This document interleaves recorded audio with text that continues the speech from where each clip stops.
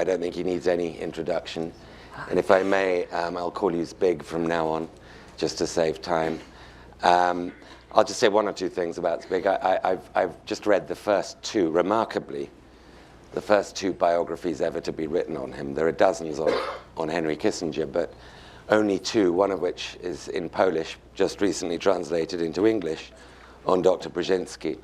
I believe, and I think these two books make the case, that he is one of the most important national security advisors of modern US history, and so this is very belated.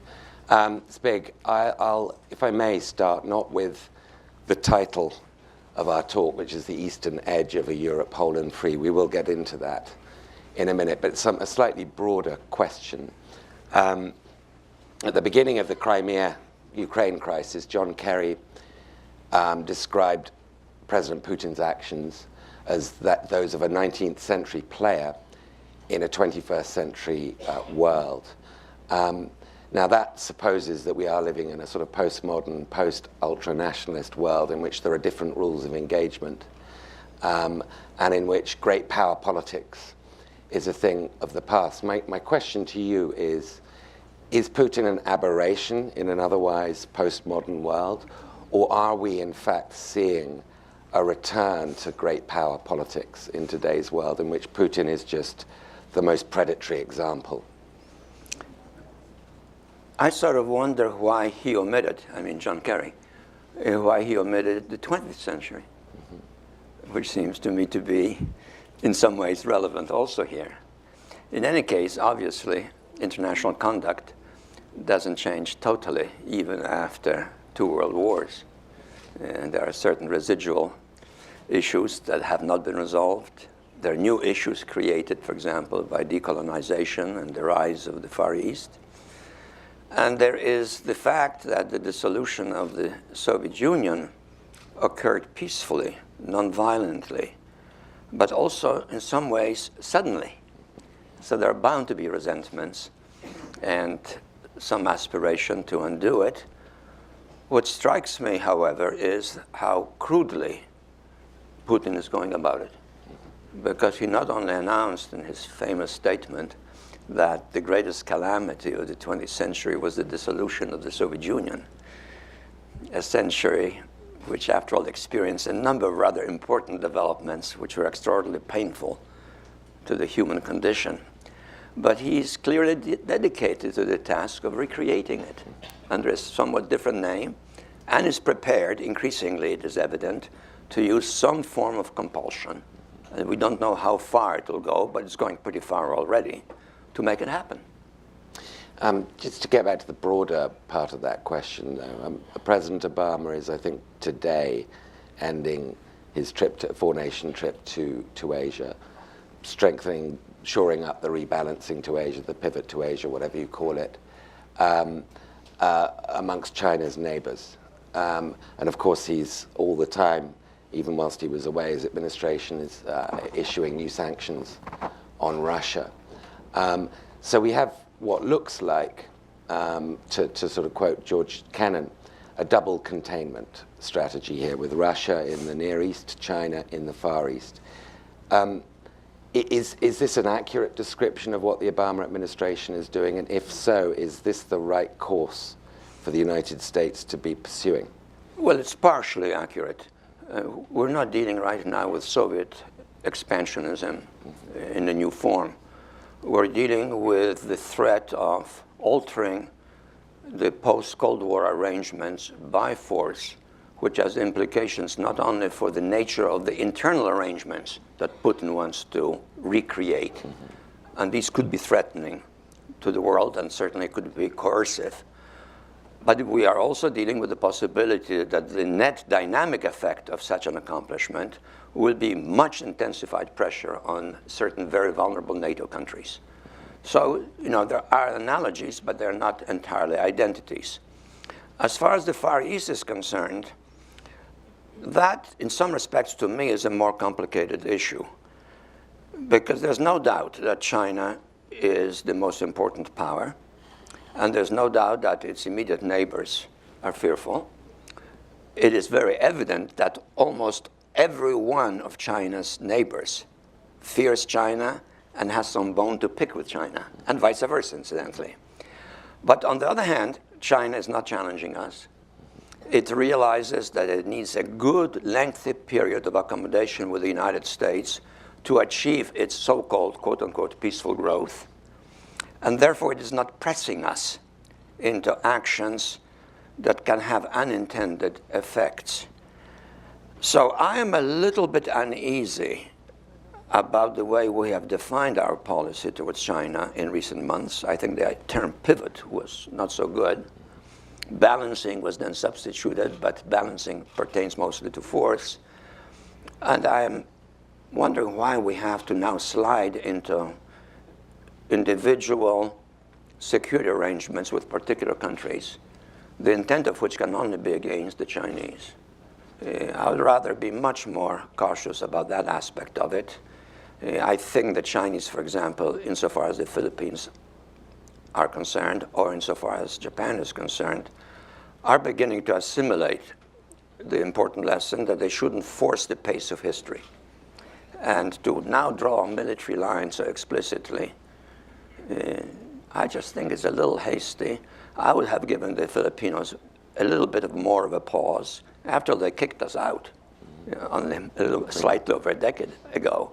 So why all of a sudden give them a security treaty with the most powerful state in the world? There could have been some understanding, some statement about the importance of controversial issues being negotiated and not being resolved by force, and that this is of concern to the United States.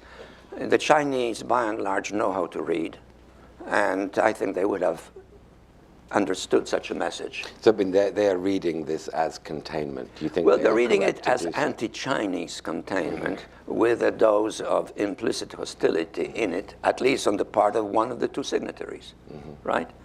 So I think, I don't see what our purpose is. What are we accomplishing it? Are we next going to have a treaty with someone else along the same lines? Conceivably Vietnam, which would be only too happy to have such a treaty, or Burma. Or worse still, India.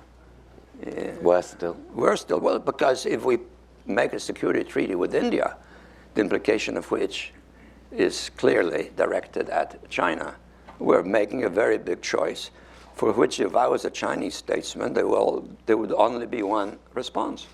A similar security treaty with someone else. I mean, I'd argue de facto that treaty is already there, but let's not get into India. If you were to make the opposite argument, is that the United States has defense treaties with the Philippines, with South Korea, with Japan. It doesn't have a defense treaty with the Ukraine. So arguably, it ought to be being more robust in East Asia than with Ukraine. How would you respond to that perspective? First of all, there was no question of a security treaty with Ukraine in recent years, and certainly not now. I think the situation is very different. I think in the case of Ukraine, we're dealing with an effort by an adjoining power to destabilize Ukraine internally for the purpose of subordinating it externally. That is the central objective. Now, how it's going to be sought, we do not know. I suspect that Putin's reaction to Ukraine was a product, in many respects, not of a strategic calculation, but of personal rage, after discovering that the West was outbidding the East in the courtship of Ukraine, already in a mood of irritation because he was isolated and perhaps humiliated by his lonely sojourn in Sochi at an event that he sponsored in his own honor. And he decided to really lash out at the Ukrainians by going into Crimea in a manner clearly designed to use force if necessary, but to avoid as much as possible the use of force, and retaining the capability for deniability. Masks and these mafia-type uniforms. And it worked like a dream. And 20,000 Ukrainian military present there. Not a single one of them fired on his own initiative. Now, as some of you may infer from my name, I come from European origin. And when I think of my home, my parents' homeland actually, I can't imagine 20,000 Polish troops. Foreigners come in, try to take power, and nobody shoots. Hell, they would have been in one big fight instantly. Now that tells you something. That tells you something. And I think it told Putin something. That this may be much more a pushover than he had anticipated. So he's now trying to destabilize it, not use force directly, but making that option credible. And then seeing not only how the Ukrainians react, but now that the stakes are much bigger, how we will react and how the Europeans will react. And this is why I think we have to be very clear in indicating to the Russians what the stakes are, what the implications are, what the possible costs are, and to act accordingly in such a way that our alliance holds together and acts as an alliance. You referenced to your homeland, the land in which you were born, Poland.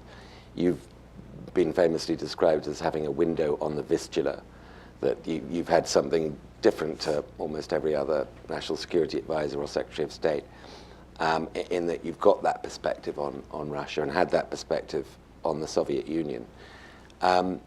In your view, is what Russia is doing now specific to the president it has? Is this very much personal, as Secretary Kerry recently described it? Is this about Putin, or is this a larger Russian desire to rewrite the post-Cold War boundaries and restore Russia's imperial boundaries? I think there's no doubt that the initiative comes from the top down in a system which is very personalized and really dominated by one man who has an obsession which he has articulated. You know, I referred to it already, the greatest calamity of the 20th century, the fall of the Soviet Union.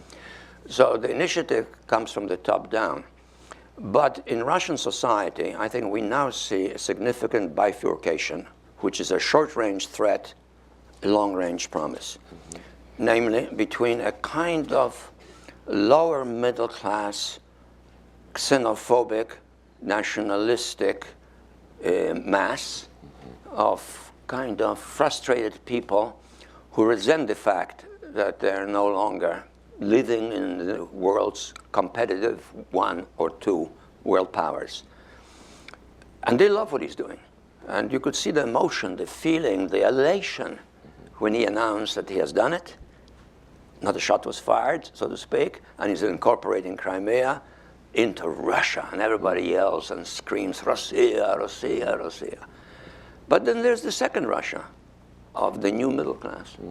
The middle class that's somewhat younger, that's increasingly cosmopolitan, that travels to the West, that sends its children to the West to study, perhaps more importantly, that cashes away its funds in the West, and sees Russia eventually as part of Europe. I think the great historical challenge is to make sure that the latter Russia has an option to prevail. And I personally think it will in time. But in time, depending on how long Putin stays in power and how successful he is in the meantime. If he's successful in the meantime one-sidedly, then he will recreate by force something he calls the Eurasian Union. That is to say, the newly independent states that used to be part of the Soviet Union will be part of the Eurasian Union. What is interesting, however, is how few of them want to be in it. We have obviously the evidence of Ukraine not wanting to be in it. But consider the following. In the vote at the UN, condemnatory of Russian behavior, 2 countries from that lot supported Russia: Belarus and Armenia. Kazakhstan, squeezed but rich between China and Russia. Uzbekistan, the repository of sort of Central Asian national identity, very strong. And all the cluster of smaller ones, they all abstained. And Nazarbayev, the head of Kazakhstan, a very skillful political leader, has already suggested that the Eurasian Union be actually called the Eurasian Economic Union. Well, that's a very subtle but important difference. So I think that's what's at stake here. And if he succeeds in creating it, we will have on our hands for a while a very assertive, dynamic, hostile, drunk with success leadership that perhaps is becoming a little bit unpredictable personally. I mean, the fact of the matter is, if you have a personal dictatorship, the personality of the dictator ceases to be irrelevant and becomes centrally irrelevant. You look carefully at Putin's background, at his personal history, at his personal experiences, at his aspirations, at his narcissistic manifestations, and so forth. You have reason to wonder whether such a person is capable of weighing pros and cons carefully, assessing things prudently, and acting responsibly, or is he increasingly so self-confident, so imbued with this unique mission that he's ready to place some very important things, including the well-being of his own society, at risk? So and this is very interesting, and people used to say during the height of Stalin that he was ultimately a rational actor. Churchill believed that. You're saying that you're not sure whether Putin is a rational actor? Stalin and Hitler were very different. Mm-hmm. Hitler fits what I was describing. I'm not describing Putin yet. I'm not his psychiatrist, and I don't have sufficient access to make personal judgments about him. I'm simply articulating a possibility. Mm-hmm. Stalin was very different. Stalin was calculating, cold, but very rational, and assertively prudent. Assertive, but prudent. Mm-hmm. Here, you're dealing with something which is much more volatile, and even in personal behavior. So you mentioned that since he's annexed Crimea and started to try to destabilize eastern Ukraine, his approval ratings have gone up and up and up. This is very popular in Russia.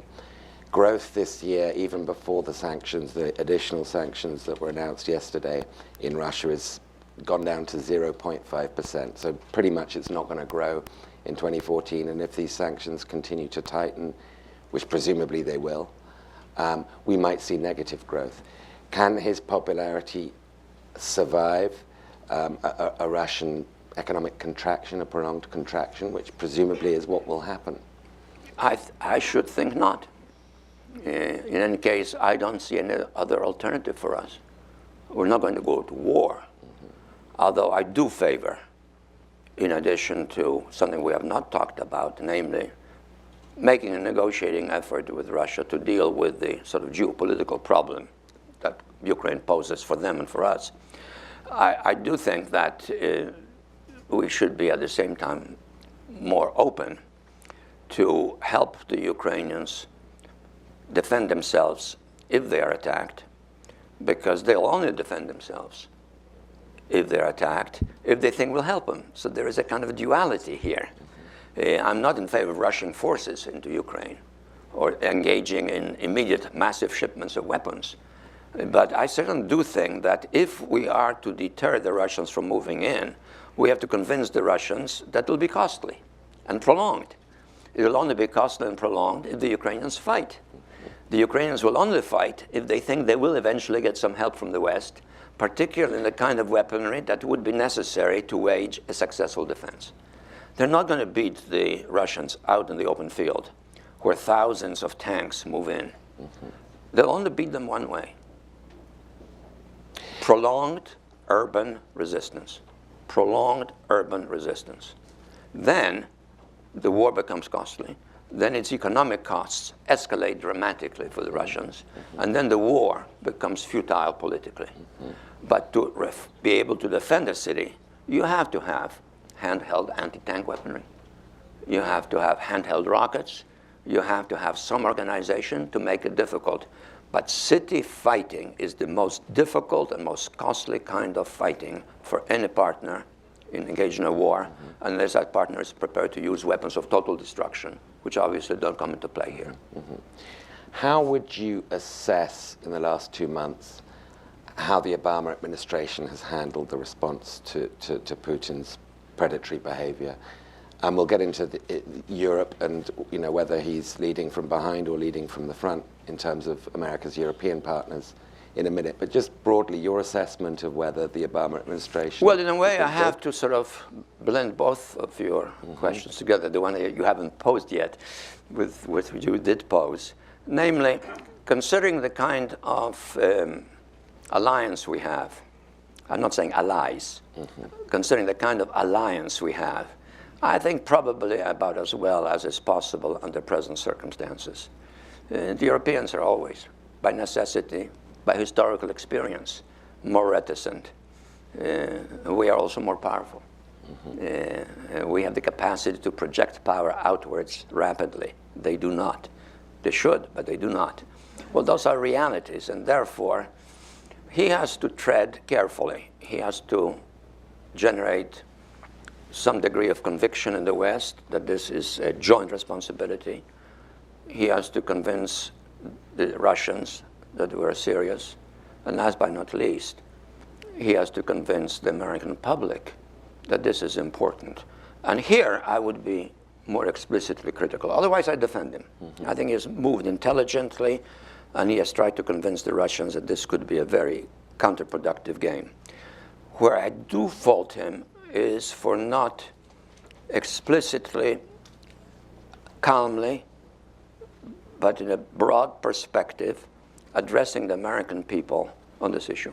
Notice he hasn't made a single major statement to the American people on what potentially could be a very major international crisis.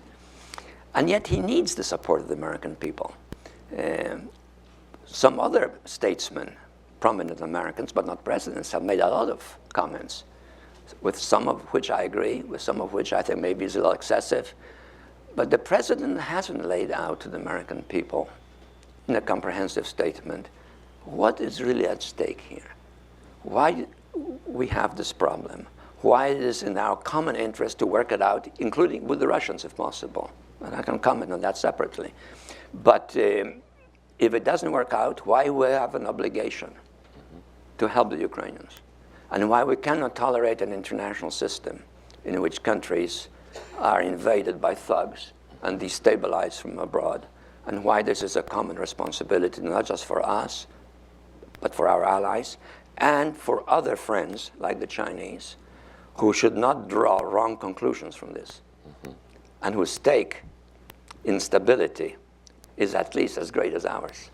So in other words, the success, one way of putting what you've just said, the success of the pivot to Asia will be in precisely how the Obama administration responds in Ukraine. That'll be where the lines are set and where the precedents are absorbed. Well, it's the most pressing issue, and I'm sure the Russians hope the Chinese will give them some form of indirect support.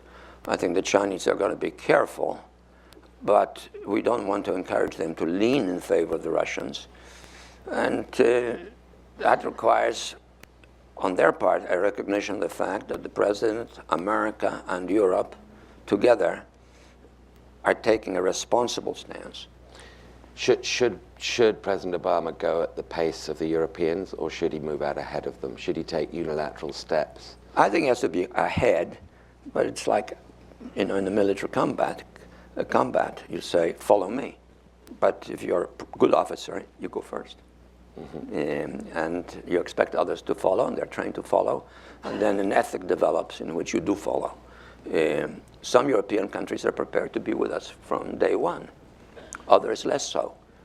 Others somewhat rather not. But I think we can generate that momentum. And making the case why this is the most important challenge to the international system since the end of the Cold War is something that should be articulated to the American people. An Oval Office address? In some fashion. You can find some, yes, it can be the Oval Office, it could be Arlington Cemetery, it could be some other special occasion. Would the Europeans follow? I mean, and feel free to make disparaging remarks about my country, if you like. There are clearly vested interests there, not just in Germany and in the energy sector and elsewhere. You're referring, of course, to the Las Vegas of global corruption, otherwise known as the city, right? The City of London, indeed. Yeah. So I know you have views on that. I don't necessarily disagree with them. Don't feel inhibited by my accent from expressing them. But there's also, of course, German heavy German business interests in Russia, French, less so Polish. Leading from the front, if the Obama administration was to be more aggressive and unilateral in tightening economic sanctions on Russia and arming the Ukrainians more aggressively, would you be confident the Europeans would then fall into line? You know, I sort of expect the Europeans to follow, and I think the Germans would be increasingly taking the lead in that respect. Maybe not to the same degree as the Poles, for example, or curiously enough, the Swedes. But I think Europeans ultimately know how to calculate their national interest.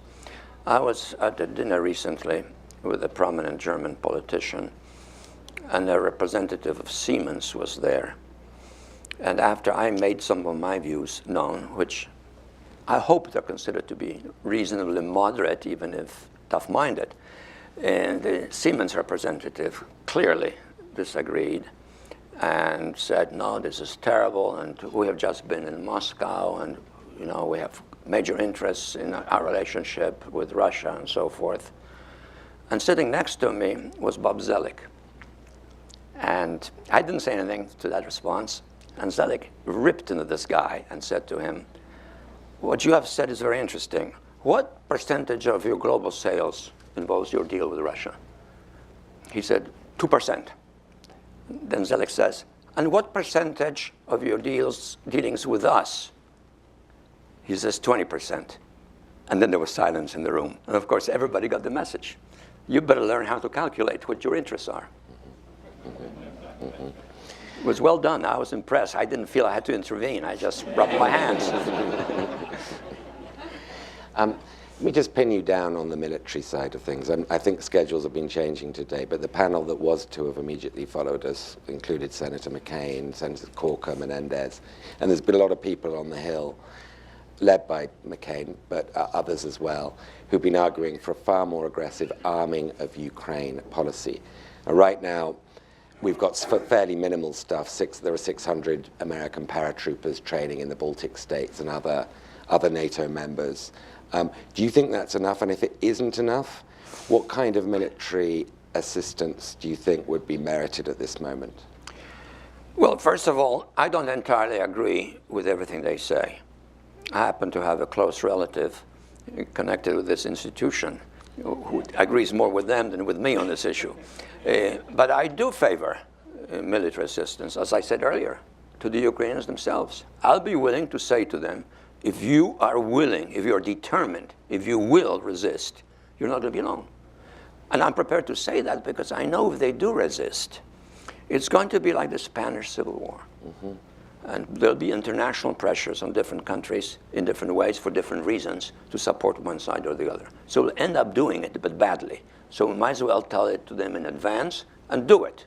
And that is to say, think now, what kind of resistance are you capable of mounting at this stage, since your armed forces have basically been compromised, they're inefficient, they're disorganized, they don't seem to be motivated by strong will.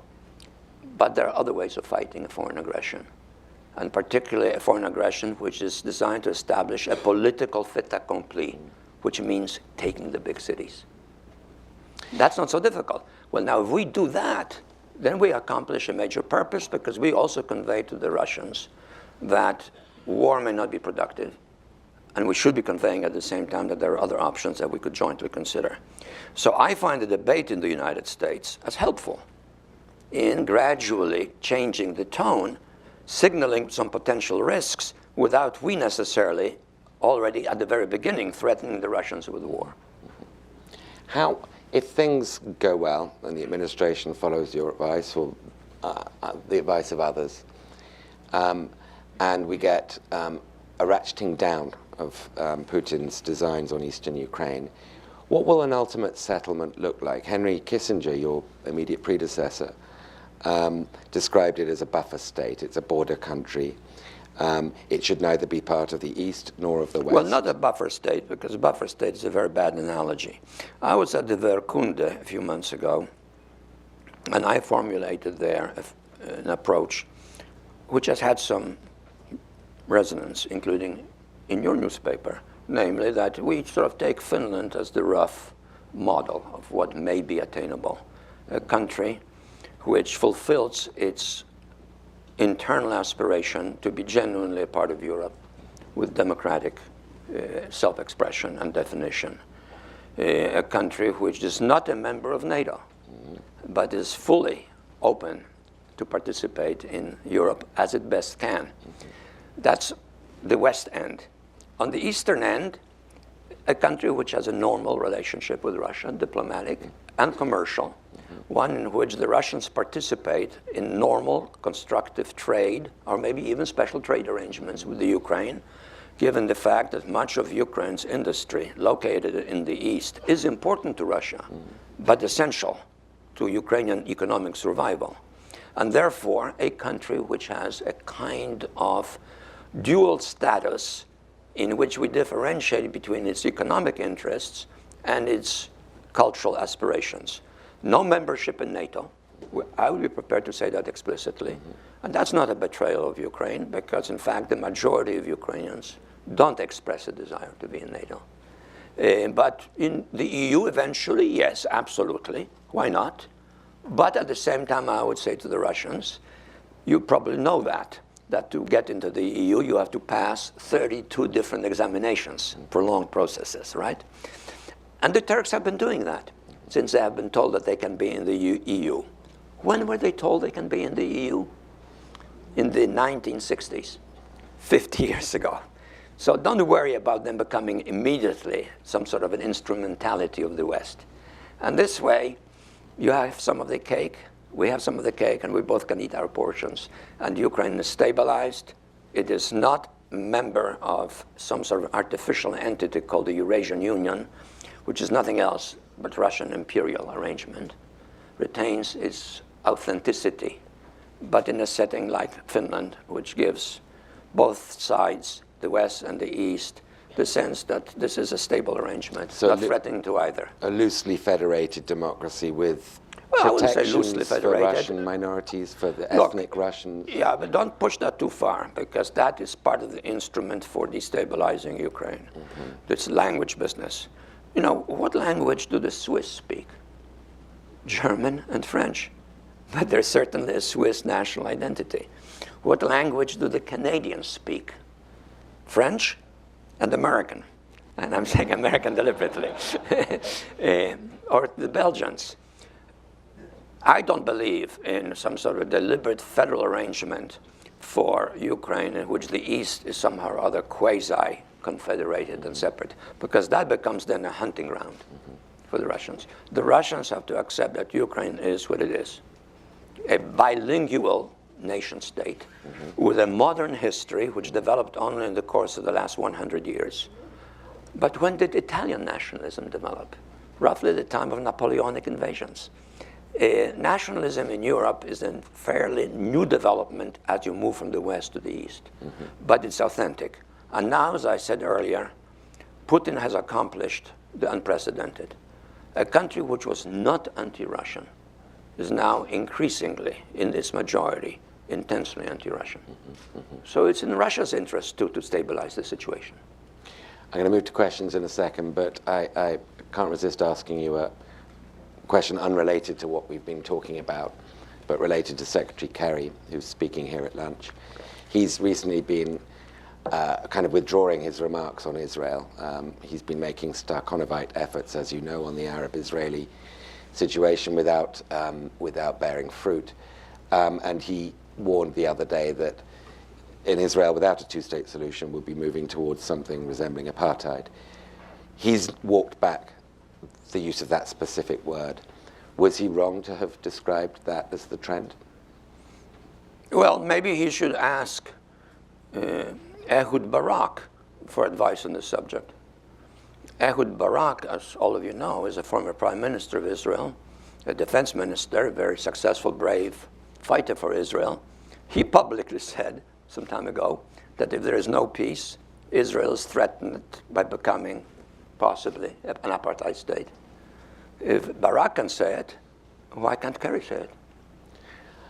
Presumably because he's American Secretary of State. No, presumably because he's afraid that there'll be a public reaction from interested parties. I think anybody has a right to say that, and Barak authenticates that statement. Okay. That is to say, an Israeli patriot himself says that's a real danger. Why should everybody else have his lips sealed on the subject? I'm happy to say it right here. I think if there is no peace, Israel faces the prospect of becoming an apartheid state. And I'm quoting Ehud Barak. I'm not quoting Kerry. He didn't invent the phrase. Fair enough. I need some indication, because I turned my iPhone off, I need some indication what the time left is from one of the... 11:35. So how much time have we got for audience questions? Okay, well, in that case, we should go. The gentleman in the second row. And we have mics, I presume. Please identify yourself, etc. Thank you very much. Batu Kutelia, McCain Institute. I'm from Georgia. So you mentioned that there is two Russia. Well, I don't think that it's the case with Russia, and it could be misleading. And this Crimea event showed that after taking over Crimea, Putin's rating in Russia skyrocketed. It's more than 70%. So, but let's admit that it's true, and we have two Russia, and both of them directly or indirectly are benefiting from the Putin's aggressive policy. My question would be, who should be targets of the sanctions? Which Russia? Sanctions imposed by West and United States. You know, I have not engaged in sort of careful analysis of targeting sanctions, but I would say as a matter of instinctive reaction that the objective ought to be fairly generalized. That is to say, the country as a whole should feel that the policies its leaders are pursuing is damaging to its interests, and to their interests particularly. So I wouldn't try to define the sanctions once they become comprehensive in some sort of one-sided fashion. At an early stage, probably some symbolic aspects are useful, targeting the top leadership, just communicating to the public that the leaders are paying a price initially. Subtle hints that perhaps the top leader himself is surprisingly wealthy, probably is politically a useful diversionary act, not aggressive formally, but potentially rather disturbing to a society which probably doesn't even have an inkling of how much private wealth the leader, in fact, might be having. So I think, so far, I don't have too much of a problem with it. Debar British prep schools to Russian students? No, we won't get back onto that one. Next question, please. There's somebody at the back. Please identify yourself. Hi. I happened to be in Finland last week, and I asked them about your remarks, and they were quite offended by them. And the Finns that I spoke to would often say that, well, we're in the EU, which I don't think would be a possibility for Ukraine. I don't think the Russians would accept that. So is this really an accurate forecast for Ukraine? Well, first of all, I didn't say that the Ukrainians would not be in the EU. I would say it would take a long time for them to be in the EU. The real issue is NATO. And I would be prepared to say that Ukraine would not be in NATO under some sort of arrangement in which there was simultaneous accommodation with the Russians. I have had letters from Finns who expressed, as you correctly say, some annoyance with the analogy. And they all point out to me that Finland is not Ukraine and Ukraine is not Finland. And I'm prepared to concede the point while adding to it that I'm somewhat aware of the fact that Ukraine is not Finland and that Finland is not Ukraine. So what? I think a lot of the Finnish reaction is a kind of a peculiar self-pride in having the existing unique status and not wanting to have anyone else partake in even an approximate form its equivalent. The lady in the green top.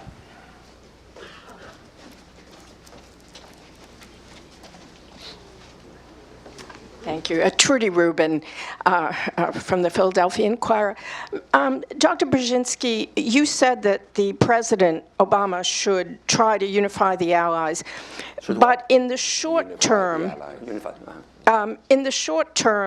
it seems that Mr. Putin is aiming at either getting elections postponed or in Ukraine or making them impossible and therefore calling them illegitimate.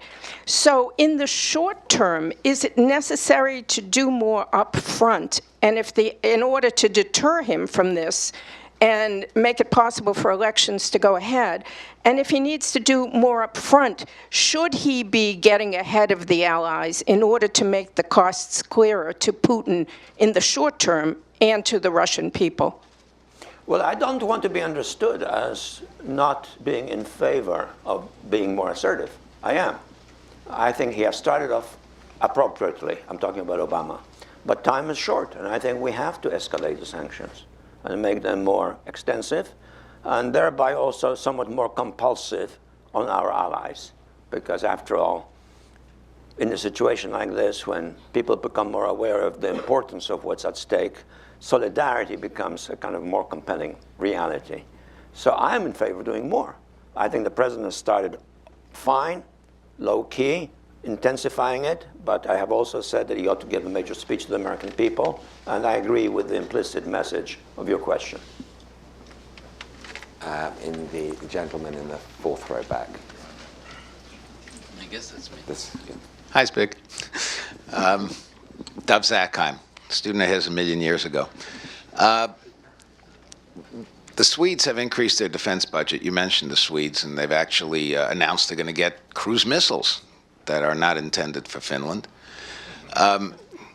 Do you think that as part of what you're recommending, ramping up pressure on the Russians, we ought to find a way to get around the Budget Control Act and increase the defense budget right now? You know, I won't answer you adequately because I have not studied the budget, and I don't know how the budgetary provisions will affect in the short run our defense capabilities. I would guess simply that the momentum of previous commitments is such that whatever we need right now to do what may be necessary is in force and available for X number of years ahead of time. But after a while, there'll be a curve down, and we have to start thinking about that. But I think the crisis right now is so much upon us that I don't think that will impinge on the outcome of that crisis very much. Yes, the lady 8 rows back.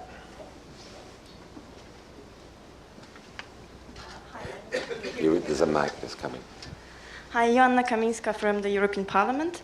I have a question on the EU's policy towards its neighbours, because quite often you can hear now that EU policy towards the eastern neighbours or southern neighbours actually fails, taking into account whatever is going on in the neighbourhood in terms of creating the circle of prosperity, security in the neighbourhood.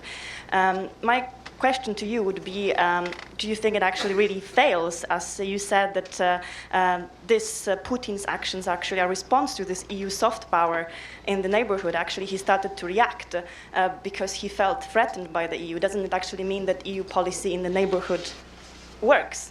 So I would be interested in your question, in your answer. Could you sort of make the it question a more would direct be, question? how would you assess EU neighborhood policy towards its eastern neighbors? Whose neighborhood? EU.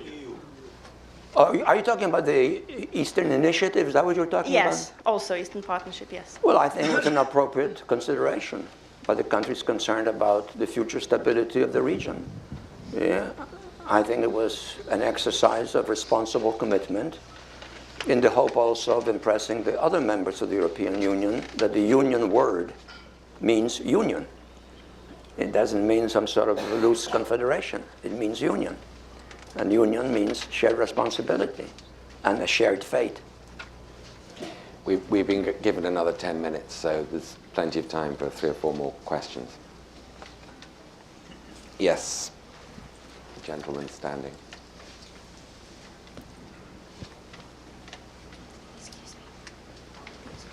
I'm Jonas Verleit from the Open Society Foundations.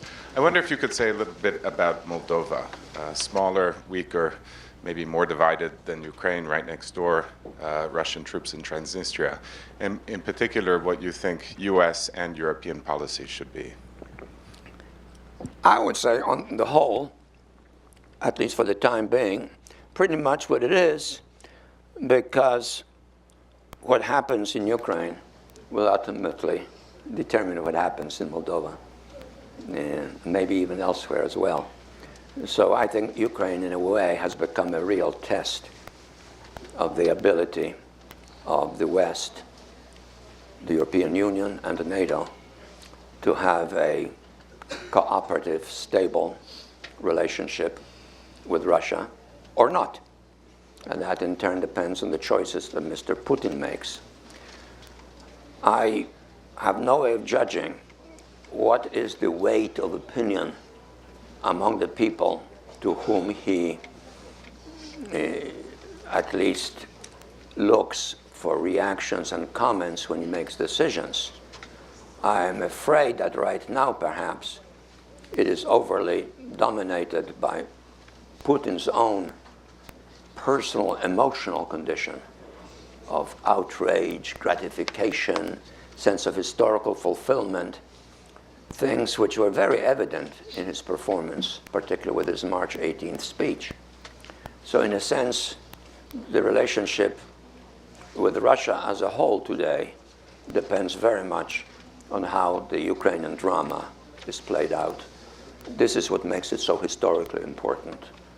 And this is why it's so essential that it be calm, firm, and double-edged. On the one hand, quite clearly, responsibly committed to taking a tough stance if it comes to push, but at the same time, a willingness, maybe quietly and not openly, to discuss with Russia some sort of an arrangement for Ukraine which takes into account the unique status and the unique nature of Ukrainian statehood, irrespective of whether that is popular with some Finnish politicians or not. Because it's good arrangement, it's sensible, and it depends very much also on something that the Finns demonstrated, namely that they are dedicated to self-defense, and that is what made others more inclined to support them. And this is why that delicate issue of how the Ukrainians react, how we encourage them subtly to be stalwart but not provocative, and how we credibly convince Putin and his associates that we are very serious about this, but we are also willing to be cooperative, is the challenge. And that in turn requires strong support, not only within the alliance, but strong support within America. And I dare say that right now, a significantly larger number of Americans are interested in the outcome of the basketball championships than of the Ukrainian issue. And I'm not joking. It's a serious matter. But I think it's a fact. And I think the president at some point now, if this is to be really a serious issue to be resolved in a very responsible, serious fashion, has to start telling the American people what is at stake here. Because it really is not only just the relationship between Russia and Ukraine. It is the stability of the system, particularly the system that prevails in Europe, of the alliances, of the commitments, of mutual responsibility, of the ability to work together in the future, and essentially, and most importantly of all, of the ability to stand together. Can I just quickly tease you out on one point you made earlier? How soon, at what point should we go after Putin's alleged massive personal fortune and make that explicit? At what stage is that? I know I haven't thought about it tactically, because that's a tactical question. Mm-hmm. But in any case, my instinct would be not to single it out, but not to be protective of it as a secret. Mm-hmm. I mean, we have no obligation to keep it a secret if it's in fact evidentiary that he is a beneficiary of secret arrangements that make him personally wealthy. Mm-hmm. But I wouldn't single it out. I think, after all, since we're dealing with him, we shouldn't overdo it. But I certainly would not hide it from the Russian people. I don't think that overwhelming number of Russians would be so terribly proud of the fact, if it is the case, that he's stashing money abroad. I would think they would react probably the way most Americans would react if they discovered that a president is secretly terribly wealthy and has most of his money in Cyprus. I mean, how would Americans react to that? I don't think they would endorse it. So, you know, I don't think it's a critical issue, but I certainly wouldn't erase it, but I wouldn't pursue it as a central tool. The lady in the second row, and then I think there'll be time for one more question after that. Julie Finley. I'm sort of interested in hearing what both of you think the relationship that Putin and Sergei Lavrov have. Thank you. With each other? Well, in the sense of, does Lavrov exercise any influence?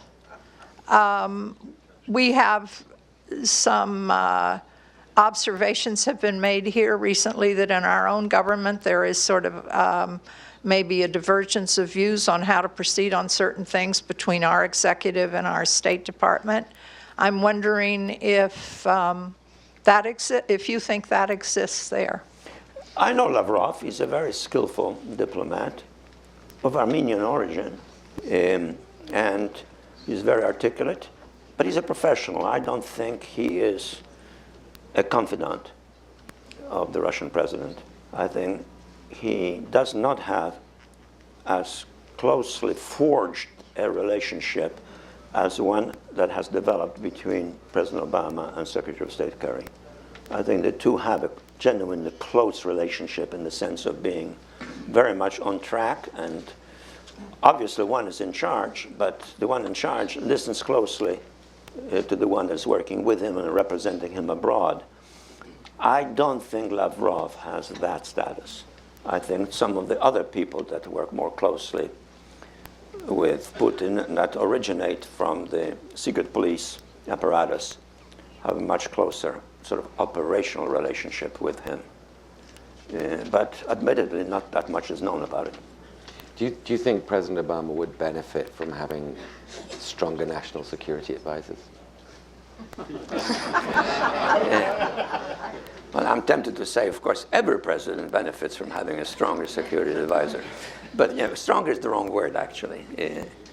I think Kerry has a broad view of the international system. And I think the president's advisors have to have that because he doesn't have time to spend in developing it in a comprehensive way. What I like about Kerry is that he decided to focus on the seriously challenging strategic issues that we confront. His predecessor was extremely capable and able and played a very important role, but was much more focused on the longer range problems of our common humanity, whether it is starvation, depopulation, climate, gender issues, human rights issues, and she devoted herself to it with enormous commitment, but she wasn't touching the strategic issues. He's plunged right into it. It's very dangerous. It may turn out badly for him, but I think it was the right thing to do because if they're not resolved or at least contained, we'll pay a price. So I admire him for doing it.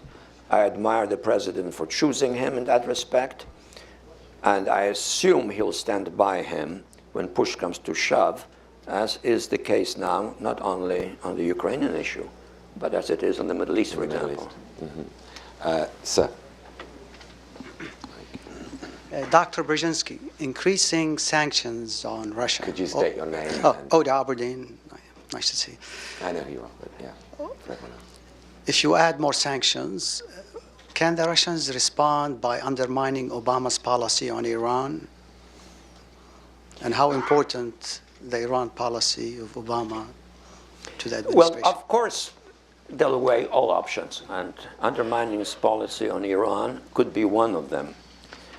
However, their policy on Iran, to the extent that it is currently at least partially complementary to ours, is not based on charity, but is based on self-interest. And I think the Russians realize that if there is some sort of an explosion in that part of the world, it probably will affect in some fashion their own interests. Because what is striking about that part of the world is that the era of European-type states which emerged in that part of the world in the course of the last century is now being subordinated to a new trend in which intensely motivated popular movements, ethnically, nationalistically, and religiously, are becoming more important. And if violence erupts in that part of the world, it's like to be of the latter character. And that will quickly slip into or sweep into Russia. Let's not forget the fact that for all of its pretense of being a nation state, wanting to create a Eurasian Union, out of the 145 million Russians, out of the 145 million Russian citizens, about 25 million are not Russians. And of the 25 million who are not Russians, more than half are Muslims, territorially located, and with a low-key guerrilla warfare already going on in Dagestan and areas adjoining. And that could easily spread. That could easily spread. So I think the Russians do have a kind of residual stake in common with us in there not being an explosion. But the explosion could come either from the Russians, or it could come, for example, if the Israelis are not happy with the arrangements that are contrived with Iran, that they could also exercise their right to take the initiative. So there are all sorts of dangers here, and I think that, in a way, enhances the interest of the major powers in the Iranian issue remaining stable, not being permitted in one way or another to erupt. Well, I'm afraid our time has run out, so please join me in thanking Dr. Brzezinski for a brilliant